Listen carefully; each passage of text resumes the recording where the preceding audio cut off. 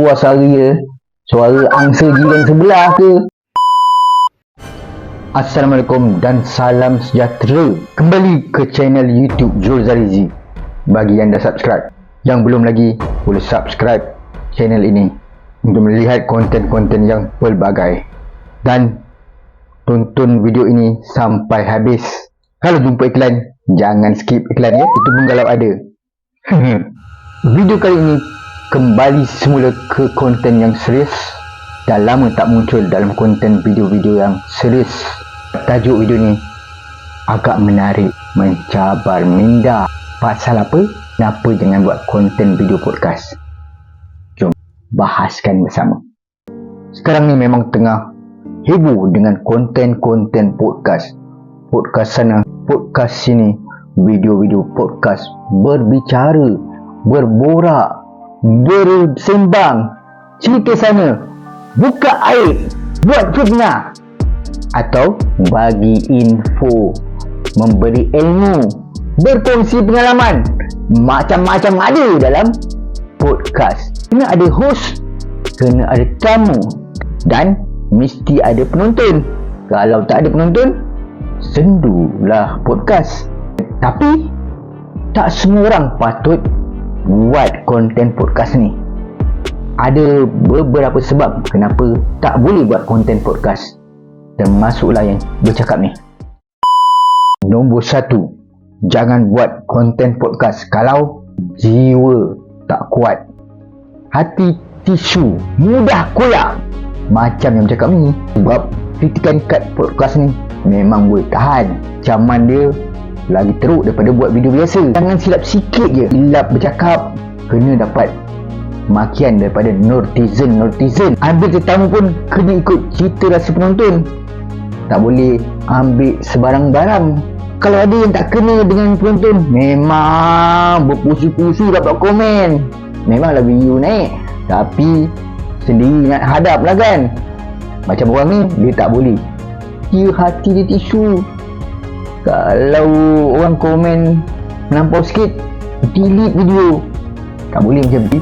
Orang-orang macam ni tak layak untuk buat konten podcast. Nombor 2, tak boleh buat kalau tak popular. Dia kena popular. Sama ada host tu popular ataupun jemputan tu mestilah di kalangan orang yang dikenali. Ada orang cakap tak semestinya popular nak buat podcast, tapi cuba cari mana podcast yang orang tak kenal boleh meletup. Susah kalau ada satu dalam 10 lah. Kalau kita ni tak popular, boleh kita nak jemput ke? Kita nak jemput orang masuk dalam podcast kita, tak ke dia orang datang? Mustahil kan. Kalau ikutkan dulu, memang matlamat channel Zul Zarizi ni nak buat konten temu ramah dengan orang-orang yang berjaya. Dulu pernah buat lah konten dengan penanam nanas muda.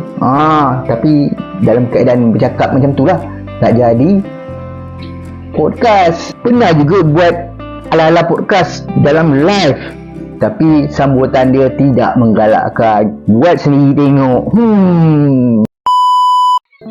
Nombor 3, tak ada niche atau topik yang tersendiri. Kalau buat konten rojak ni, tak ada hala tuju. Nak panggil orang pun tak tahu nak panggil siapa kan. Bila nak panggil orang pun tak tahu apa soalan yang nak dikemukakan. Dan kalau kita ada niche yang tetap, katakanlah kita ada niche pasal sukan, kita boleh panggil ahli-ahli sukan, bola sepak ke apa, dan mudah untuk bertanya soalan. Tapi kalau tak ada, macam ni kan, nak panggil siapa? Dah panggil pula tu, tak tahu apa nak dipersoalkan. Tercangak-cangak lah tetamu kan. Nombor 4, peralatan tak cukup. Jangan cakap guna je apa yang ada. Peralatan tu penting, terutamanya kan audio ni. Audio kena betul-betul ngam. Tak boleh lah buat konten podcast tapi tiba-tiba keluar suara angsa jiran sebelah ke, anjing ke kan, ataupun anak tengah menangis. Satu lagi, tempat juga kena selesa. Kita nak panggil orang, takkan pula kita nak buat podcast dekat tepi reban ayam, lepas tu ada itik-itik kan. Rumah pun bersepah, tetamu datang pun tak seronok. Bila tak seronok, jadi mood pun lain. Macam mana nak buat podcast? Nombor 5, penting ni, tak ada keyakinan. Kalau tak ada keyakinan, macam mana nak buat konten podcast? Nanti jadi apa-apa, tak dapat nak kontrol situasi. Bayangkanlah soalan kita tu mungkin menyinggung perasaan tetamu. Boleh jadi gaduh. Kalau tetamu tu terus keluar pada kita punya podcast, tak apa. Sekali kalau tamu tu bagi flying kick, dah jadi cerita pula, nak bertarung pula kan. Nak kena buka silat.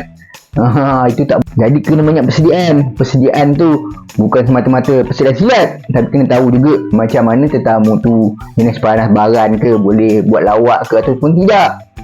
Dan tentulah kena yakin dengan apa yang dibuat. Kalau kita pun takut-takut tanya kan, memang kena balon lah kan. Tak gitu. Jadi kena yakin. Kalau tak yakin, tak payah buatlah podcast kan. Ni tak yakin lah. Nombor 6, kalau tak ada team atau tak ada kawan lah, senang cerita, tak boleh lah buat podcast. Nak buat seorang-seorang, tak jadi. Siapa nak tengok angle, nak jaga kamera, nak jaga audio kan. Itu kena ada lah orang-orang lah. Kalau kita sesuatu dengan satu, host dengan tetamu, lepas tu kita juga nak jaga ni, nak siapkan air lagi, tak jadi. Nak buat skrip pun susah bang. Lepas tu nak kena juga soalan-soalan kena siapkan dulu sebelum nak bertanya. Lepas tu nak jemput lagi tetamu, memang tak boleh buat seorang-seorang. Memang kena ada team. Nak ada team. Masyarakat tu je, team promosi semuanya kena ada. Makan duit juga tu kan. Lepas tu kena ada kawan. Ini kawan pun tak ada. Buatlah konten seorang-seorang, walaupun memang ada impian nak buat macam podcast tu. Itulah serba sedikit kenapa tak boleh buat podcast. Konten ini juga dibuat untuk menjawab persoalan seorang kawan yang mencadangkan untuk buat podcast. Walaupun memang sekarang ni orang gila buat konten podcast, boleh dapat banyak view, boleh dapat banyak income, boleh dapat sponsor. Tapi kalau kita tak ada benda-benda tadi, saya rasa tak perlulah nak buat podcast. Buat je lah konten yang seorang-seorang kan, happy go lucky kan. Itu je yang termampu. Okay, cukuplah setakat ni. Macam biasa, yang belum subscribe boleh subscribe, boleh like, share, komen video ni. Saya Zul Zarizi. Bye.